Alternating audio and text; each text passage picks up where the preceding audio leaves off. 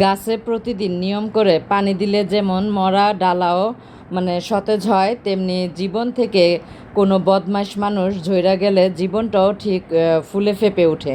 তবে কিছু মানুষ এখনও জানতে চান, আমি ডিভোর্সের পর কেন নতুন জামাই আনলাম না।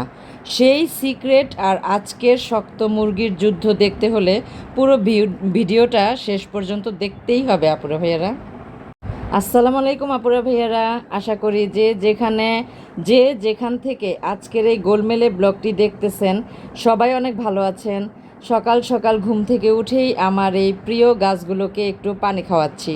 তো আপুরা ভাইয়ারা যেখান থেকে ভিডিওটি দেখতেছেন একটা করে সাবস্ক্রাইব করবেন, যারা এখনও আমার চ্যানেলে নতুন আছেন, আর লাইক দিয়ে ভিডিওটি দেখা শুরু করবেন। আর আমি প্রতিদিনই নাস্তা খাওয়ার আগে আমার গাছগুলোকে আগে পানি খাওয়াই, কারণ গাছগুলোর সেবা যত্ন করা খুব জরুরি। কারণ গাছ যেহেতু আমার বাসায় চলেই আসছে, তো গাছে একটু সেবা যত্ন তো করতেই হবে। তো চলুন আজকের ভিডিওটা শুরু করা যাক।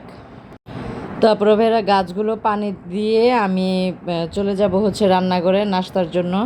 আমার আগে নাস্তা শিখতে হবে, তারপরে আরও অনেক কাজ। আপনারা সবাই দেখেন সব কাজ আমি একার হাতেই সামলাই। আর আমার আম্মু আমার সাথে মাঝে মধ্যে টুকিটাকি সহযোগিতা করেন। তো গাছে পানি দিয়ে সোজা চলে আসলাম নাস্তা করার জন্য। তো সকালের নাস্তা একদম রেডি করে ফেলছি। নাস্তা রুটি, গরম গরম রুটি, আর গিলা কলিজা রান্না করা হয়েছিল রাতের বেলা, সেটা দিয়েই আজকে আমরা নাস্তা করব। তো সবাই একসাথে নাস্তা করার মজাই আলাদা, তাই না? তো আপুরা ভাইয়েরা নাস্তা করা শেষ করে আমি চলে আসলাম আমার রান্নাঘরে। আমি মুরগিটা ভিজায় রাখছিলাম। দেখেন, গতকালকে আমি 2টা মুরগি কিনে নিয়ে আসছিলাম, আপনারা আমার গতকালকে ব্লগে দেখছেন। তো সেই মুরগি 2টা যে এত শক্ত, কি পরিমাণ শক্ত আমি বলে বোঝাতে পারবো না। আমি যে কিভাবে কাটবো আমি সেই চিন্তাই করতেছি, তো বরফও ছুটাইতে পারতেছি না। তো এখন মুরগিটারে ভিজায় রাখছি, দেখি ভিজতে ভিজতে আমি কতগুলো পেঁয়াজ নিব। পেঁয়াজগুলো কেটে রেডি করে রাখি। আর এর মধ্যে আমি আমাদের দারোয়ান আঙ্কেলকে ফোন দিছি আমার এই মুরগিগুলো কেটে দেওয়ার জন্য। পেঁয়াজ কাটতে কাটতে একটা কথা মনে হলো, আমাদের ইউটিউব পরিবারে এক আপু কমেন্ট বক্সে খুব সুন্দর একটা পরামর্শ দিয়েছেন আমাকে। আপু, অতীতের তিতা কথা ভুলে নতুন করে জীবনটা উপভোগ করো। আপুর কথাটা না আমার কলিজায় লাগছে। কিন্তু আরেক ভাই আমার এক কাঠি বাড়ায়া কমেন্ট লিখছেন, ডিভোর্সের পর আপনি কেন নতুন জীবন শুরু করলেন না, বিয়ে করলেন না কেন? ভাইকে বলি, ভাই রে, এই বিয়ের বাজারে একটা ভালো মনের খাঁটি মানুষ খোঁজা আর এই ভর দুপুরের ঢাকার রাস্তায় জ্যাম ছাড়া রিক্সা খোঁজা একই কথা। তো একটা এই মুরগি নিয়ে যে হুরুস্থল লাগাই দিছি, আমি তো এইভাবে ধরি ওইভাবে ধরি, কোনোভাবেই বটির মধ্যে আমি শোয়াইতে পারতেছি না, এত শক্ত। তো আমি এখন দারোয়ান আঙ্কেলের অপেক্ষা করতেছি। দারোয়ান আঙ্কেল চলে আসবে, এখনই চলে আসবে।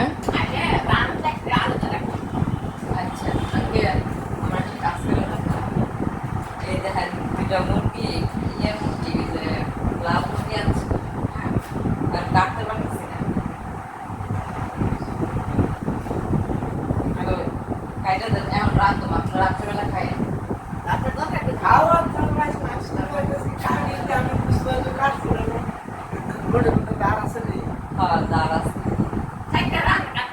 চারটে রান দরজাটা চাপায় দেন। আচ্ছা,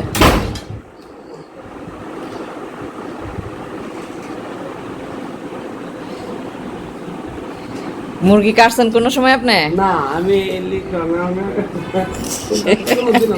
না, আমি আইন না বিপদে পড়ে গেছি গা, মনেই নাই, একেবারেই মন নাই গা।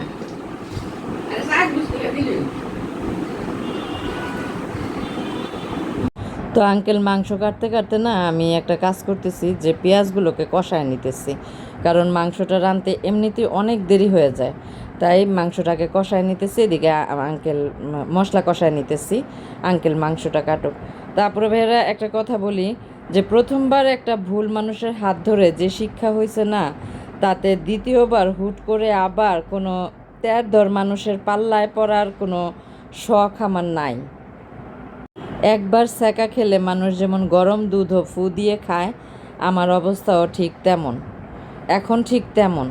আসলে নিজের পায়ে দাঁড়ায়া নিজের শর্তে বাঁচা আর মেয়ের মুখে প্রতিদিন এই নিশ্চিন্তের হাসি দেখার যে শান্তি, তার চেয়ে বড় কোনো নতুন জীবন হইতেই পারে না।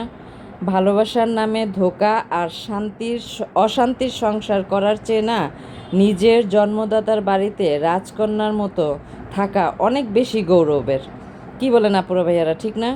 আমার এই রূপ দেখে আমার মতো অন্য একা বোনেরাও যেন নিজের পায়ে দাঁড়ানোর সাহস পায়, সেটাই আমার আসল সার্থকতা। আজকে আমি এই শক্ত মুরগিটাই না, লাল মুরগিটাই না, যে কি ভুল করছি জানেন, কালকে কাটায় আনি নাই। এই টানাটানি করতে করতে আমার হাতের অবস্থা একদম কেরোসিন হয়ে গেছে। শেষ কোনো উপায় না পায় আমাদের বিল্ডিংয়ের দারোয়ান আঙ্কেলকে ফোন দিয়ে ডেকে আনলাম। আঙ্কেল তো বটি হাতে নিয়ে মহা বিপদে। আম্মু আবার পাশে বসে একদম ওস্তাদের মতো ডিরেকশন দিচ্ছে, আঙ্কেল এভাবে কাটুন, ওভাবে ওদিক থেকে কোপ দিন। আঙ্কেল তখন হেসেই খুন। উনি বললেন, আম্মা জীবনে কোনো দিন মুরগি কাটি নাই, আজকেই জীবনের প্রথম মুরগি কাটতে বসলাম আপনাদের বাসায়। আলহামদুলিল্লাহ আঙ্কেল মুরগিগুলো কাইটা দিচ্ছে। পরে আমি এগুলো ভালো করে ধুয়ে পরিষ্কার করে এখন মশলা কষায় রাখছিলাম, তো মাংসগুলো দিয়ে দিলাম। মশলাটা আগে কষাইতে আমার অনেক সুবিধা হয়েছে জানেন, মাংসটা এমনিতেই দেরি হয়ে যায়, কারণ এই ধর শক্ত মুরগি সিদ্ধ হইতে যে পরিমাণ সময় লাগবে, ততক্ষণে আমার মানে খিদে পেটে জিলাপি ভাজা শুরু হয়ে যাব। তো পাতিলে মাংস আটতেছিল না কড়াইয়ের মধ্যে, পরে পাতিলটা আবার চেঞ্জ করে দিছি। আমার বোন আইসা বলতেছে হঠাৎ করে ও খাবে খিচুড়ি। তো কি করব, তাড়াহুড়ো করে আবার চাল ডাল একসাথে মানে মুসুর ডাল আর মুগ ডাল একসাথে কইরা এটাকে ভালো কইরা ভাইজা নিছি। ভাইজা এখন সিদ্ধ বসাইতে দিছি। এটা সিদ্ধ হইলে তারপর এই চুলার মধ্যে আমি খিচুড়ি বসাই দিব। ওই চুলার মধ্যে আমার মাংস হইতে থাক। আর লাল মুরগি দিয়ে ভুনা খিচুড়ি খেতে দারুণ হবে না বলেন তো? একটা কথা কি জানেন, এই 5 কেজি মুরগিতে কোনো সলিড মাংসই নাই, চারদিকে শুধু চর্বি আর মোটা চামড়া। আমি মুরগি বাবাজি মানে মানে মুরগি বাবাজি সারাদিন শুধু জিম করে চামড়া আর তেল বাড়াইছে, মাংসের দিকে নজর দেয় নাই একটু। তবে ভালো কথা হইল, আমার আর আমার মেয়ের আবার মুরগির এই মোটা চামড়া আর গিলা কলিজা খুব পছন্দ, তাই আমাদের জন্য এটা লটারি পাওয়ার মতোই আনন্দ। যে যেহেতু দারোয়ান আঙ্কেল এত কষ্ট করে মুরগি কেটে দিছে না, তাই ভাবলাম ওনাকেও রাতে একবেলা খাওয়াবো। ওনার জন্য মাংস আলাদা তুলে রাখবো, এক বাটি মাংস। তো এদিকে আমার ডালটাও সিদ্ধ হয়ে গেছে, এটা আমি ভাজা হয়ে গেছে, এটা এখন নামায়া আমি সিদ্ধ বসায়া দিব। কারণ খিচুড়িতে না যদি মুগ ডালটা আপনি সিদ্ধ করে দেন তাহলে কিন্তু ভাল লাগে খাইতে। আর সিদ্ধ করার পর আমি পানিটা এক ফোঁটাও ফেলবো না, ডালের পানিটা ওই পানি সহ আমি ইসের মধ্যে পোলাওর চালের মধ্যে ঢাইলা দিব। তো ভুনা খিচুড়ি রান্না করতেছি তো, আর এদিকে যে কি গরমের মধ্যে খিচুড়ি রান্না করাটা বলেন তো, আর মাংস রান্না করতে যেই তো আমার অবস্থা টাইট হয়ে গেছে। আমি তো মহা বিপদে পড়ছি, এই ভর দুপুরে গরমের মধ্যে আবার খিচুড়ির পাতিল চড়াইতে হইল। ঘর গোছানোর মতোই না বোনের আবদারও তো মেটাতে হবে, তাই না? বাপের বাড়ির সিঙ্গেল মেয়েদের মাল্টিটাস্কিং ডিউটি বলে কথা, তাই না? রান্নাঘর থেকে যখন বের হই না, তখন মনে হয় কি জানেন, আমি জাস্ট একটা আস্ত স্টিম বাথ হয়ে আসলাম। এই ভর দুপুরের গরমে রান্না করা যে কত বড় যুদ্ধ, তা শুধু আমার রাঁধুনি বোনেরাই বুঝবেন। কিন্তু কষ্ট যতই হোক, যখন টেবিলে ধোয়া ওঠা ভুনা খিচুড়ি আর লাল মুরগি করা ঝোল সাজিয়ে সবাই একসাথে খাইতে বসে, তখন কিন্তু সেটার স্বাদ আরও দ্বিগুণ বাইরা যায়, ঠিক না আপুরা ভাইয়ারা? তো এদিকে আমার ডালটাও হয়ে গেছে, আর আজকে আমি খিচুড়িটা একদমই ভুনা ভুনা করব।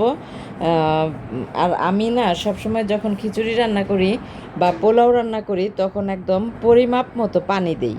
পরিমাপ মতো পানিটা দিলে হয় কি, যেমন ধরেন আমি চাল নিলাম হচ্ছে 2 পট, তো তার দ্বিগুণ যদি পানিটা দিই তাহলে হয় কি, যে পোলাওটা ঝরঝরা হয়ে যায়, একদম ঝরঝরা হয়ে যায়। তা আমি চালটা আগে থেকেই ভিজায় রাখছিলাম, ভিজায় পানি ঝরায় রাখছিলাম। তো ওইটাকে এখন আমি সুন্দর করে মশলা কষাইয়া তারপরে হচ্ছে দিয়ে দিলাম পোলাওর চালটা। এখন এটাকে ভালো করে নাড়াচাড়া দিয়ে তারপরে দিয়ে দিচ্ছি হচ্ছে এখন ডাল। আমার ডাল সিদ্ধটা, মুসুর ডাল আর হচ্ছে মুগ ডাল, এই দুইটা দিয়ে এখন এটাকে ভালোভাবে এখানে নাড়াচাড়া করব। নাড়াচাড়া দিয়ে আমি দিয়ে দিলাম আমার সেই সমপরিমাণ চালের সমপরিমাণ পানিটা। তো পানিটা দেওয়ার পরে এটাকেও এখন ভালো করে নাড়াচাড়া দিব। আর দিব হচ্ছে ঘি। এই ঘিটা না দিলে না খিচুড়ি বলেন পোলাও বলেন স্বাদ লাগে না। ঘিয়ের যে একটা ফ্লেভার আসে সেটাই খুব ভালো লাগে। আর সাথে আস্ত কিছু গোটা কাঁচামরিচ দিয়ে দিব। আর হচ্ছে চিনিটা গরম ছিল, একদম আমার হাতে লাগছে। তো দেখেন আমার মাংসের কালারটা কত সুন্দর হয়েছে। আর এখানে খিচুড়ি হচ্ছে, আজকের খাওয়াটা হবে হ্যাপি একটা খাবার। তো মাংসের গ্রান আর খিচুড়ির গ্রান যেভাবে মানে বের হয়েছে, এতেই আমি মনে হয় 2 প্লেট খিচুড়ি মাংস দিয়ে খেয়ে ফেলাইতে পারো, এত মজা হয়েছে। দেখেন মাংসের কালারটাও কত সুন্দর হয়েছে, দেখেই মনে হইতেছে এখান থেকে খেয়ে ফেলায়। তো মেয়ে উঠাইয়া আমার মেয়েকে একটা দিছিলাম যে দেখো তো সিদ্ধ হয়েছে কিনা। তো বলছে যে আম্মু সিদ্ধ হয়েছে। তো এখানে আমি আবার আলু কেটে রাখছিলাম, আলুটা দিয়ে দিলাম, কারণ আলুটা হচ্ছে আমার ভাইয়ের ছেলে আর আমার ভাই খুব পছন্দ করে মাংসের মধ্যে আলু দেওয়াটা। তো এটা রেখে দিলাম। এখন হচ্ছে আমাদের আসল কাজ, খাওয়া দাওয়া। এত কষ্ট করে রান্না করছি আর খাবারটা যে কী লেভেলের মজা হয়েছে তা আপনাদের বলে বোঝাতে পারবো না পুরো ভাইয়েরা। আম্মু, বোন আর আমার মেয়ে যখন চেটে পুটে খাচ্ছিল আমার মনটা তখন শান্তিতে ভরে গেল। আমার ভাই, ভাইয়ের বউ, ওরা সবাই খাইছে। তো আমাদের সমাজে না মেয়েদের মূল্য নিয়ে কত কথা হয়, তাই না? কিন্তু দিন শেষে নিজের পরিবারের মুখে হাসি ফোটানো আর মাথা উঁচু করে নিজের শর্তে বাঁচার চেয়ে দাম আর কোনো মূল্য হইতে পারে না। কোনো একা বোন যদি আজ আমার এই ভাঙাগড়ার গল্প শুনে থাকেন তবে মনে সাহস রাখুন, জীবন থেকে ভুল মানুষ চলে গেছে তো কি হয়েছে, নতুন সূর্য প্রতিদিন উঠবেই। আল্লাহ হাফেজ।